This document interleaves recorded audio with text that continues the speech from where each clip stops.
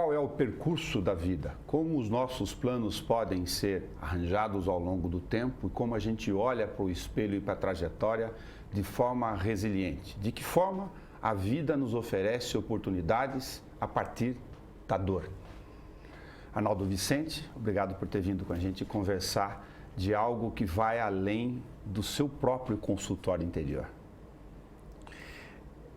Para mim é um prazer sempre estar aqui. Sei que dessa forma a gente acaba colaborando, né, para que outras pessoas que se identifiquem com algumas situações que a gente traz, e isso pode trazer benefícios, né, e é essa a minha missão.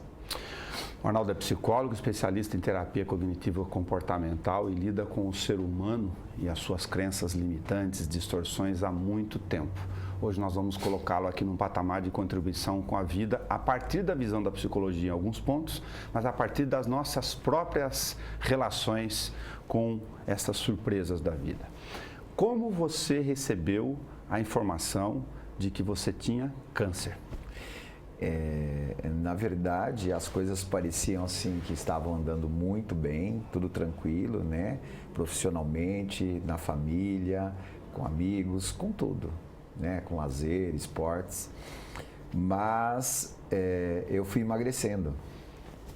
Então, de 85 quilos, eu perdi 25 quilos. Tinha um sinal físico, então? Físico. E a partir daí me chamou a atenção, né? E eu comecei a ficar muito preocupado com isso. Até que uma amiga minha, médica, falou para mim assim: eu acho que tem alguma coisa te comendo.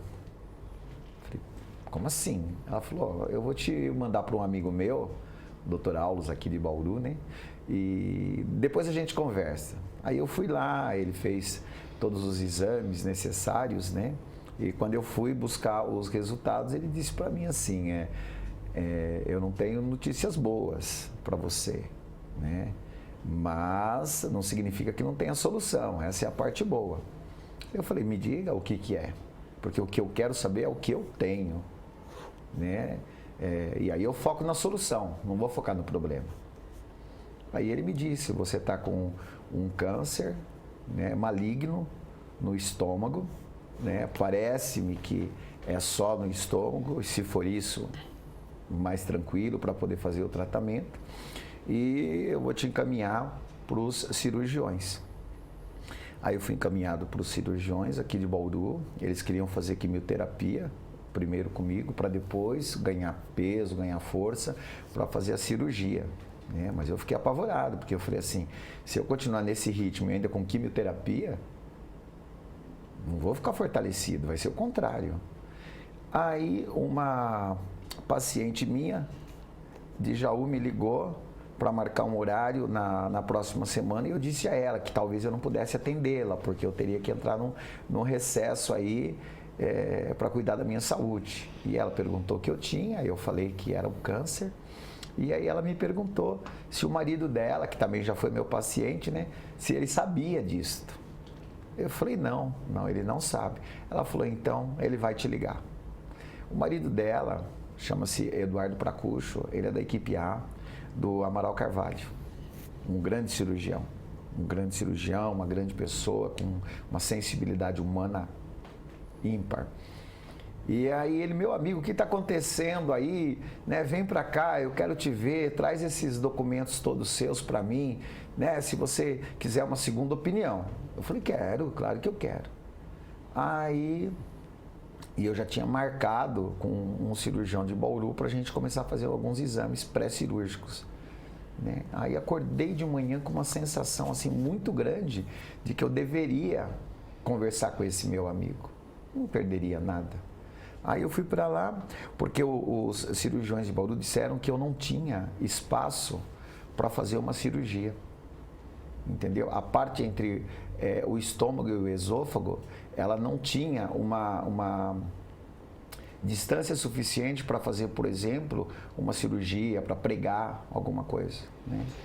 E aí esse meu amigo, o Dr. Eduardo, né, ele olhou as tomografias, estudou as tomografias, ficamos lá a manhã inteira de terça-feira, e aí ele olhou e ele falou assim: eu vou te operar. falei, você vai me operar? Ele falou, vou. Eu falei, mas falaram para mim que eu não tenho espaço. Você tem. O espaço que você tem é exatamente o espaço que eu preciso para fazer a sua cirurgia. Você topa? Eu falei, claro que eu topo. Eu falei, então tá, daqui a 15 dias eu vou te operar. Saí muito feliz de lá. Eu estava com a minha esposa, com a Ana, né? E só que ele me ligava todo dia. Como é que você está? Você está conseguindo comer? Você está perdendo mais peso? E eu estava perdendo mais peso. Aí ele falou assim, o que você vai fazer no sábado? Eu falei, eu vou dar curso, né, de TCC para os psicólogos, para os médicos.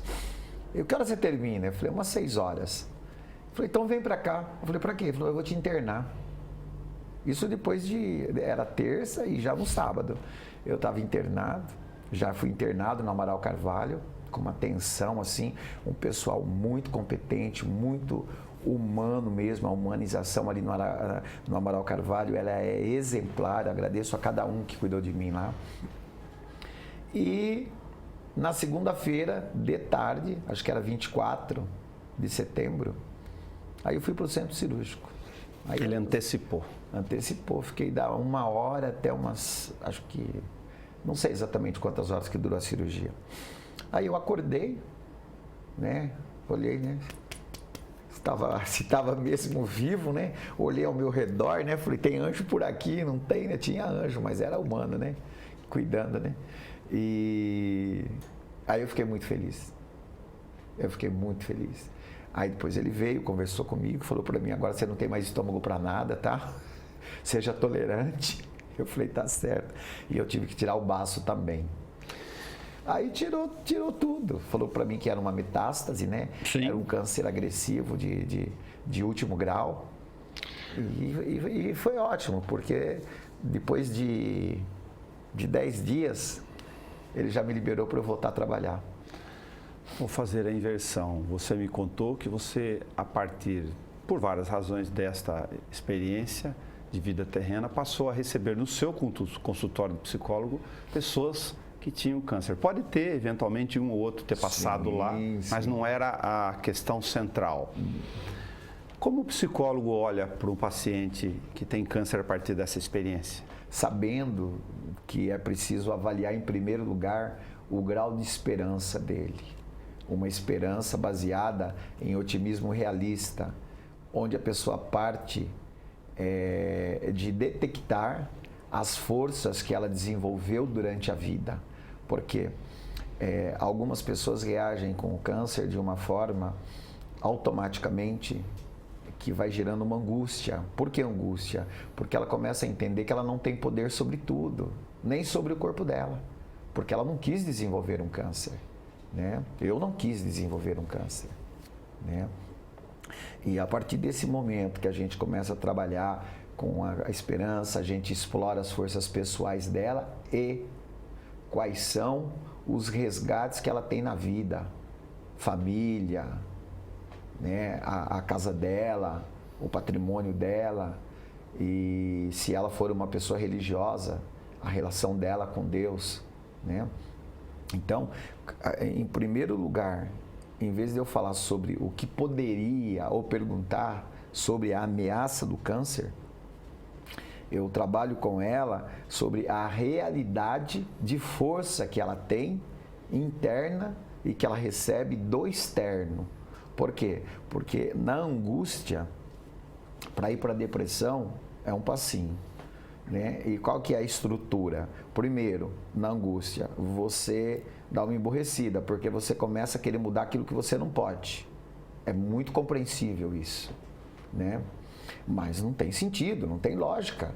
É não aceitar a própria limitação, não aceitar a sua condição de humano, né? É de repente pensar assim, puxa vida, se eu fosse um pouquinho Deus, as coisas poderiam criar um outro rumo. Não, não tem essa. Tem que ter aceitação. Aceitação não é gostar, é ver a realidade como ela é. Qual é para você o peso, a influência, para quem recebe a notícia de câncer, dessa força mental, espiritual, seja lá o que for interior, cada um deve ter a sua, de alguma forma, de invocar isso? Na realidade, algumas pessoas, elas têm uma vida no automático, tá? E ela não para muito para identificar as forças pessoais dela e as forças externas que ela recebe também. Ela não para isso. É como se a pessoa falasse assim, não é mais que obrigação, isso está acontecendo na minha vida. E não é verdade, isso é uma magia, isso é uma coisa maravilhosa, você poder ter a clareza da sua força, você poder ter a clareza dos resgates que você tem junto com você. E isso é como se a gente falasse assim, é um corpo que estava andando e recebe o seu espírito de volta. Eu não quero ser resumista, mas na minha cabeça me veio aqui uma frase de que quando a gente se depara com uma notícia de tal grau, desse jeito, com toda a força que ela nos causa interiormente, a gente descobre aquilo que a gente já sabia, somos limitados? Sim, sim, porque não te deixa dúvida, né? Não te deixa dúvida. Por exemplo, dentro da psicologia existe a psicossomática, mas também existe muitas outras abordagens que falam de você criar essa força interior, que ela é curativa, inclusive do físico, né? Então na minha cabeça ficou assim, peraí, com tudo o que eu faço, com tudo que eu exercito, né? Como que é isso? Eu não tenho tanto poder assim não, né? Tá acontecendo coisa dentro de mim que eu nem consigo ver, que eu não percebo, né? Quer dizer, depois eu descobri que na verdade eu fiz uma cirurgia de úlcera duodenal quando eu tinha 17 anos em São Paulo, quando eu morava em São Paulo. E essas cirurgias, existe uma estatística que mostra que elas tendem a se complicar e gerar células cancerígenas. Agora você vê, eu trabalhei no centrinho com médicos, muito amigos, inclusive atenciosos, né? Mas nunca me passou pela cabeça nem comentar sobre isso, porque eu estava muito bem, né? E a minha meta ali de poder estar desenvolvendo um trabalho com os pacientes sempre foi uma coisa que tomou conta de mim também. Tenho muitas curiosidades na conversa com você e vou tentar tirar a minha ansiedade para transferir para quem está do lado de lá. Algumas muito óbvias e talvez muito profundas. Que peso tem o que a gente chama de amor no acompanhamento, na assimilação disso? Depois da esperança, a emoção mais importante é o amor. Só que o amor ele precisa ser compreendido no sentido de oferecer o melhor para você e o melhor para as pessoas ao seu redor, para a natureza ao seu redor.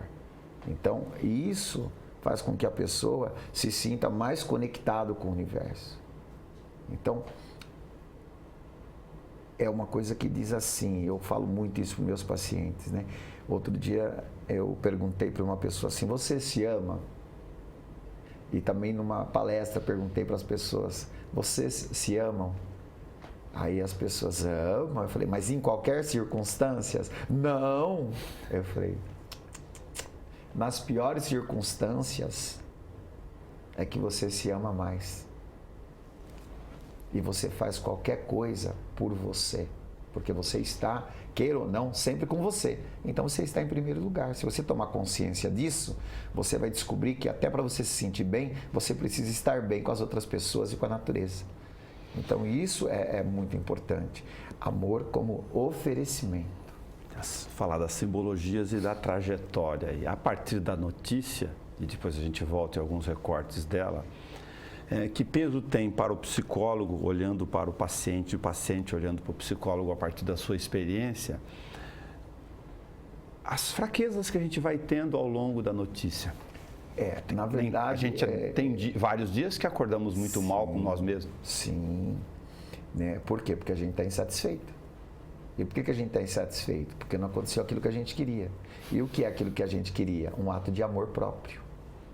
Então, pessoas que ficam muitas vezes confusas, pessoas que entram em depressão, pessoas que perdem os sonhos, as metas, não são pessoas que não gostam de si, são pessoas que se amam demais. E é preciso ter moderação no amor que eu tenho por mim mesmo. Então, quando eu olho para esse paciente que ele chega para mim, o primeiro olhar que eu tenho E a primeira conversa, além do acolhimento, né, do agradecimento pela confiança, por ele estar ali junto comigo, fazendo uma parceria, eu já procuro primeiro identificar essas forças pessoais, porque ele não está esperando que eu vou falar isso. Ele está esperando que eu vou falar da doença, ele está esperando que eu vou falar do sofrimento dele, mas eu já começo trazendo as forças pessoais dele, os resgates. É como se falasse assim, eu tenho uma notícia boa e uma ruim, qual que você quer primeiro? As pessoas dizem, eu quero a ruim, e eu digo, não faça isso, porque a ruim te enfraquece. Receba primeiro a boa notícia, você se fortalece, já é uma coisa para você conseguir, se for necessário, combater aquilo que possa ter se transformado numa notícia ruim. Mas, a partir do momento que eu faço essa introdução e eu peço para ele, eu digo assim, em que eu posso te ajudar, meu querido? Minha querida, o que eu posso ajudar você? Me conta. Aí a pessoa conta toda essa trajetória, né? No meio desses depoimentos é muito perceptível um pouco de desespero, né? Um pouco de desespero, um pouco de apego à própria vida, à própria rotina, com as pessoas que ela ama, com as coisas que ela tem, com o emprego dela ou com o cuidado de uma pessoa que fica em casa e não trabalha externamente, né? E o que a gente percebe? Um desespero, uma coisa assim, como se não tivesse naquele momento, para os raciocínios dela, é uma coisa sem saída, entendeu? E muitas vezes isso causa um choque tão grande que a pessoa não consegue assimilar, inclusive, as orientações que estão sendo dadas pelo médico, certo? Dá uma disparada no sentido de ansiedade automática, e a pessoa vai se assustando, porque ela vai explicando para ela coisas que ela não sabe. Alguns se revoltam, eu tenho amigos Alguns se revoltam, assim.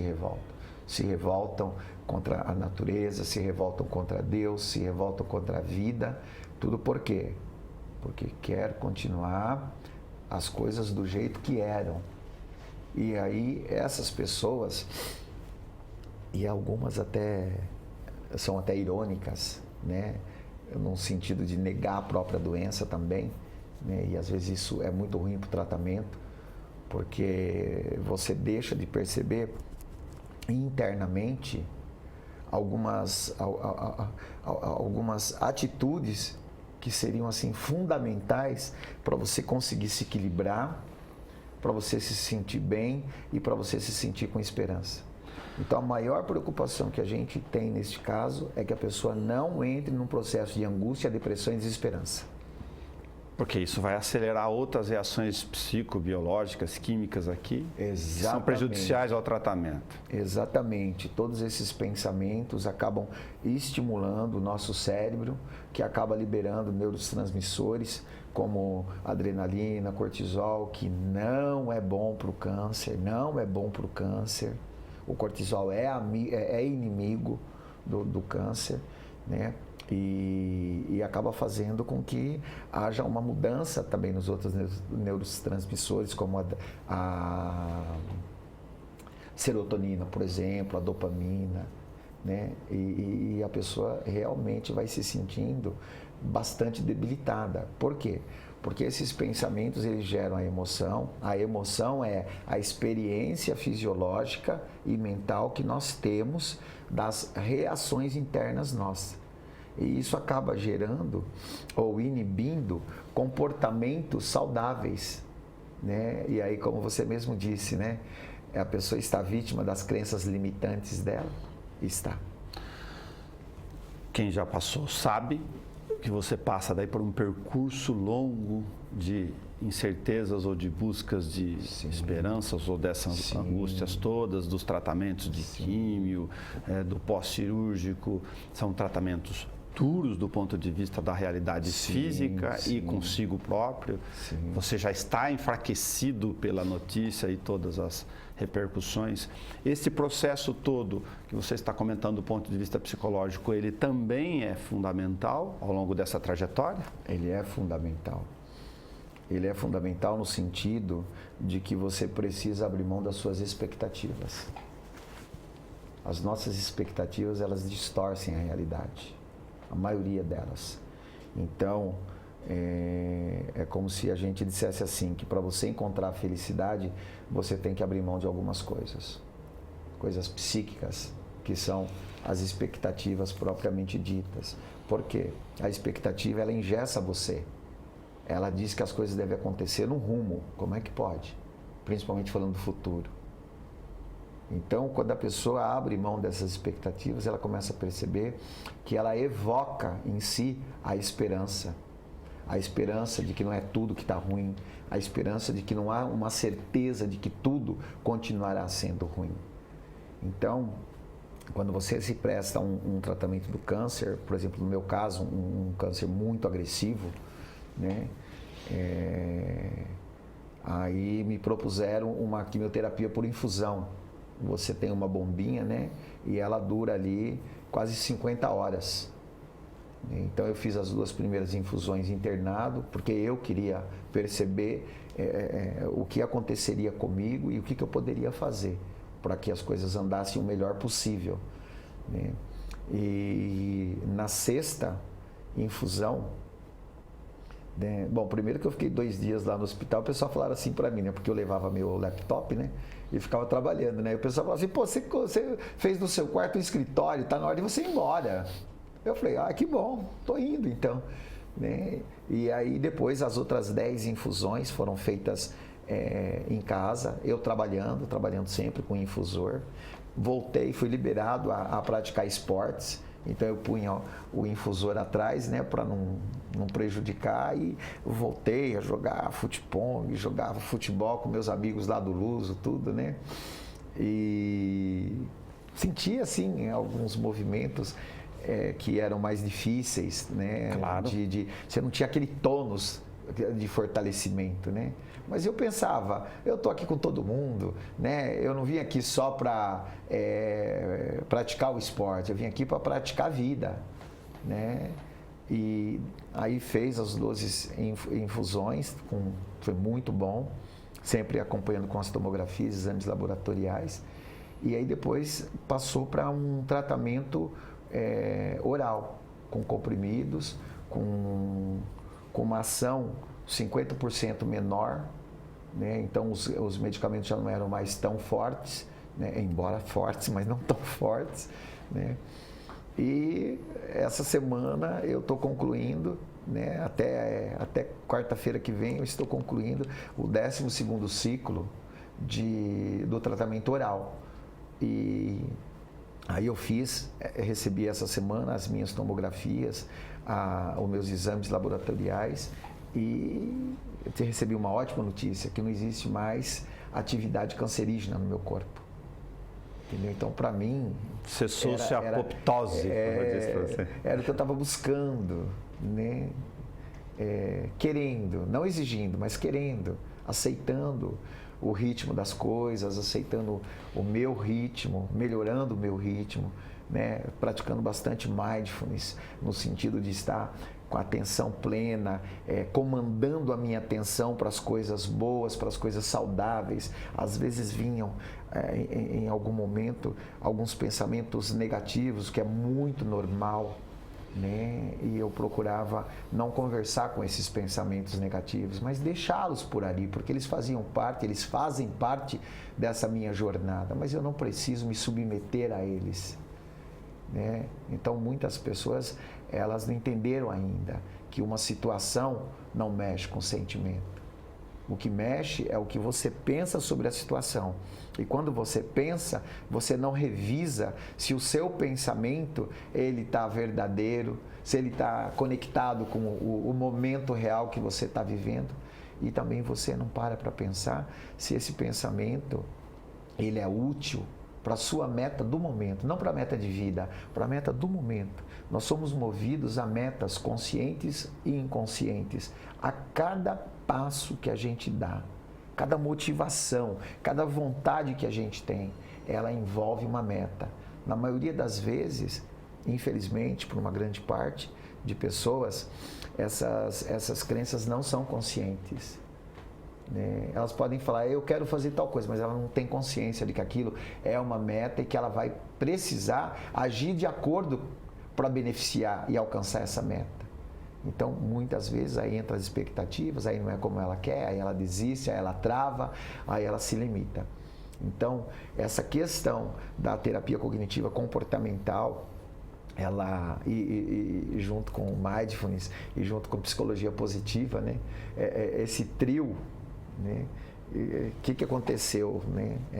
Claro que se somaram alguns conhecimentos de neurociências, de terapia de aceitação e compromisso, mas essas 3 vertentes principalmente, eu comecei a integrá-las no meu tratamento e praticá-las conscientemente e intencionalmente no dia a dia. Então hoje, no meu currículo, eu acrescentei mais uma qualidade ali, né? Eu me autodenomino como terapeuta cognitivo-comportamental e autoterapeuta cognitivo-comportamental intencional. Porque se você não tem a intencionalidade de fazer as coisas, e isso envolve você identificar a sua meta, você fica, como eu sempre digo, você fica orbitando, parece um satélite que fica rodando, mas que ele não tem uma meta a chegar, até porque o satélite tem a meta em si, né? Como terapeuta diante de um paciente que está lá com todas as suas angústias ou revoltas, ou as duas coisas com o câncer, você traça um perfil a partir dessas experiências. Aí tem uma série de percepções ali, sim, no meio do caminho para poder ver se desliga essas chaves. Mas eu parto muito das experiências dele, né? Eu quero saber as experiências dele, daquelas que estão mais conscientes até aquelas que de repente ele percebe que vem, mas ele não capta, ou ele não consegue saber o que fazer com esses pensamentos que vêm, né? Então eu procuro fazer assim uma busca desses pensamentos, dessas emoções, né, dessas sensações, porque o paciente, muitas vezes ele não sabe te falar o que ele está pensando naquele momento, mas ele demonstra uma emoção e ele acaba, no automático, ele acaba nomeando algumas emoções. E como a gente já sabe as estruturas cognitivas de cada emoção, a gente já mapeou tudo isso, então a gente sabe de que universo ele está falando. Então, a partir daí, com o questionamento socrático, eu vou fazendo algumas perguntas. Será que tem a ver com isso? Será que tem a ver? Porque eu já sei o tema da emoção dele. E ele vai se identificando. E na medida que ele vai se identificando, e a gente vai procurando conversar sobre alguns momentos que foram mais difíceis, o que ele pensou naquele momento, ele vai descobrindo algumas distorções, e ele vai dizendo para mim assim, puxa, eu nunca parei para pensar dessa forma. Então ele começa a fazer uma construção de um novo esquema de vida, né?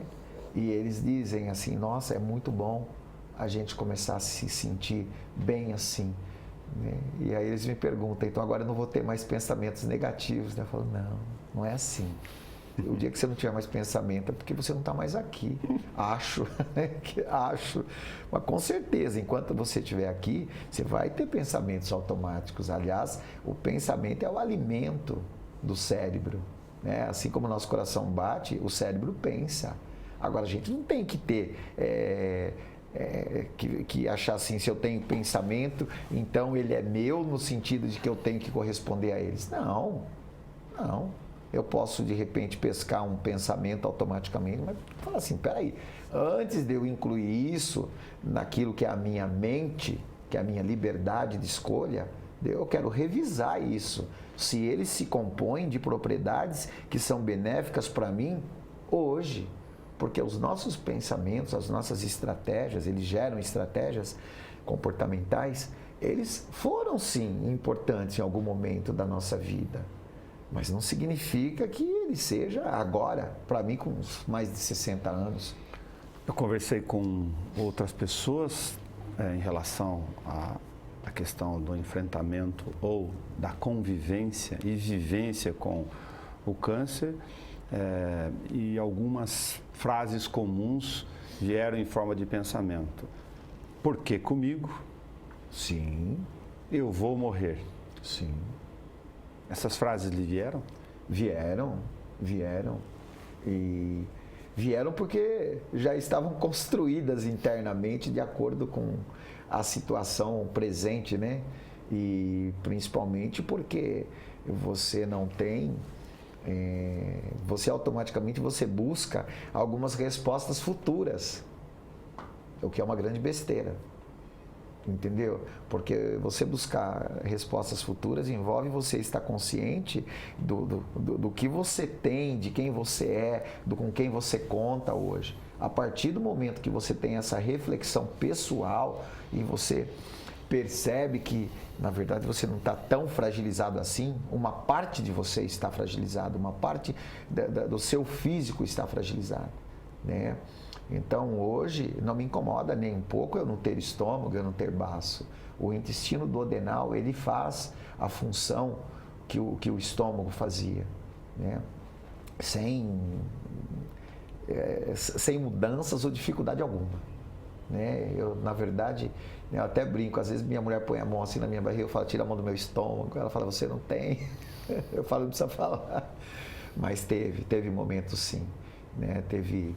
Principalmente porque eu não tinha efeito colateral. E de 8 meses para cá... O que não é comum, né? O que não é comum. Para quem está lá já sabe. Os efeitos são terríveis, aliás, ao longo do tempo. E aí eu comecei a observar uma dormência na ponta dos dedos das mãos e nos dedos dos pés. Só que essa dormência, num dado momento, ela aumentou, porque são efeitos colaterais dos medicamentos, né? A gente tem uma membrana sob a pele que ela é neural, só que o remédio ele acaba destruindo essa camada que nós temos. Então você perde a sensibilidade por conta disso, mas não significa que não vai voltar, entendeu? Então, por exemplo, até por eu praticar esportes que usam o pé, né? E eu percebi que a minha pele começou a ficar cada vez mais frágil, mais fina, né? E aí um dia eu fui jogar bola com o pessoal lá do Luso e quando eu acabei de jogar bola eu olhei e meu pé estava com a pele do meu pé, ela tinha rachado. Então eu saí dali sem conseguir andar, sem me apoiar, entendeu? Então essa foi uma fase de desespero porque eu tinha que aceitar o que estava acontecendo, eu tinha que procurar as saídas para isso, né? Procurei, pesquisei, fui atrás, né? de remédios que pudessem me ajudar, principalmente cremes, né? E olha o mais interessante, né?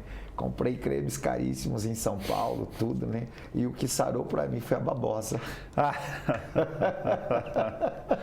Né? No passado, logo no começo, foram plantas... Faz um mexido de abacate aí com cenoura. Foram plantas, né? Foram plantas. Eu esqueci o nome daquela planta que tem aquela fruta grande assim, né? Mas eu tenho ela lá em casa. Depois, num outro momento, aí eu descobri o Ora Pronobis, que também são folhas que você come, entendeu? Por quê? Porque ela combate a anemia, e a minha anemia estava ao invés de diminuir, ou ela mantinha ou ela aumentava um pouquinho, entendeu? E aí eu comia a minha mulher punha no café assim, né? Servia a mesa, mas primeiro de tudo no pratinho tinha todas as folhas de Ora Pronobis lá. E eu comia. Ela falava, tá bom? Eu falava, nossa, tá ótimo. Tá me conduzindo para alguma coisa que eu não sei qual que é, mas tá ótimo. E foi bom. Hoje eu já não como, tenho na minha casa também o pé. Se alguém precisar de Ora Pronobis, pode me dar seu endereço que eu levo para você também, né? E aí agora eu sou o homem da babosa, entendeu? Estou babando. Né? E ela conseguiu, com os cremes, tudo também, né? ela conseguiu cicatrizar totalmente meu pé novamente. E agora, nesse estágio, a minha pele, ela voltou, ela está mais consistente, né? Eu já não sinto tanto quando eu tenho que andar, né? O meu tônus muscular de ânimo também voltou, já está melhor, eu já não fico ofegante se eu vou praticar um esporte ou se eu vou subir uma escada, né? Já não fico mais. Então agora eu entro numa fase assim de fortalecimento. Legal. Posso fazer só umas pitadinhas para a gente poder aproveitar o nosso tempo? Tá. Como é que você lida com a dor? Aceito. Quando eu aceito, eu não aumento ela, porque não entra o meu imaginário como potencializador. Então a dor tem o tamanho dela e eu convivo com ela. É como eu digo no câncer, né? O câncer não me tem, eu me apoderei dele. Eu disse para mim, ele é meu câncer, ele é meu, então eu vou cuidar dele. E como é que eu vou cuidar dele? Convidando ele para sair de mim. Como você lida com o medo, então? O medo é uma maximização da ameaça e uma minimização dos nossos recursos. Eu inverto, eu procuro maximizar os meus recursos e encontrar o tamanho certo da ameaça que me causa medo. O que é felicidade para você? É estar vivo. É estar vivo, e quando eu falo estar vivo, é estar consciente de mim e consciente da importância que tem as pessoas, a natureza, a vida para mim. Isso é felicidade. Se as coisas podem se encaminhar de uma forma melhor, não perfeita, mas melhor. Qual que é a sua relação entre o agora e o futuro? É uma relação muito no sentido do que esse agora vai trazer para mim num futuro mais próximo. Né? Eu tenho uma frase hoje que ela é o meu mantra, né? Que significa mais um minuto para viver e ser 1% mais feliz. Esse é o meu mantra. Então, eu sei que se eu conseguir fazer com que isso, a cada momento da minha vida, isso se confirme, eu vou chegar numa hora, eu vou olhar para trás e vou falar assim, minha vida é joia, eu construí uma vida legal. E aí, estou no futuro. Qual o valor e o significado das energias verdadeiramente humanas do seu lado nessa trajetória? Principalmente poder perceber esse movimento que a gente chama de flower, né? Esse movimento de deixar fluir as coisas. O câncer me fez ter grandes insights e grandes sacadas. E uma delas que eu consegui perceber é a ação que já vem desde que eu nasci, né, do meu próprio temperamento, né, aquilo que eu já tenho comigo. Né? E isso fez com que eu percebesse que muitas vezes o instinto de sobrevivência, quando ele se soma com algumas crenças limitantes, gera a ansiedade. Né? Mas eu descobri uma outra coisa, que ele me acelera. E eu aprendi a desacelerar. Então, eu agradeço os sinais de ansiedade. A ansiedade é minha amiga, como a raiva é minha amiga, como cada emoção é minha amiga. Basta eu saber como compreendê-las e não distorcer o significado dessas emoções, porque as pessoas distorcem o significado das emoções e depois ficam com medo delas, ou ficam à mercê delas, né?